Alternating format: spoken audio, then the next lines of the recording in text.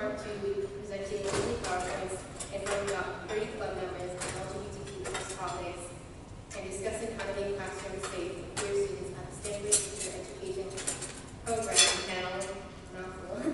Each year I was on a GSA board. A couple highlights from my time being on GSA board have been establishing 5 gender-neutral bathrooms on our school campus when there were previously none, and working with community nonprofit organizations like Listen, Outlet, the Trevor Project, and of course Gender Spectrum.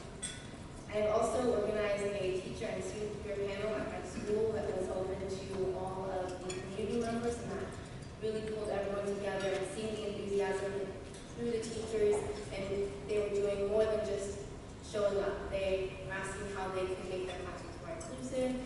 They were coming to me after the panel that we had and asking for more resources and more materials, and it just sort of grew from there. They started having conversations with other educators at our school and that they knew. And so it really showed me the impact that my work in scenes or felt like my small town was doing, and it helped me sort of, again, realize how much the work that we are all doing is making an impact on this world.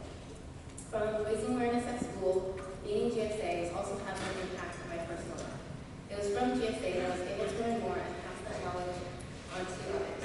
I was starting conversations with family members who were also educators, discussing various queer topics and answering questions they had related to the queer community.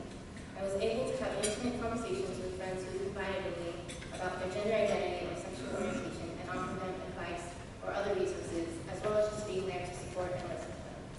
Teachers, students, and parents were coming to me with questions or looking for support. It was incredibly humbling to be that person for them and see the impact my work was having on them. Someone who I had known, say, for my entire life, and then knowing that to be part of them, that would feel comfortable enough to open up to me and feel vulnerable in front with me. My involvement in the queer community is really important to me because not only can I help others, but also continue to learn about other identities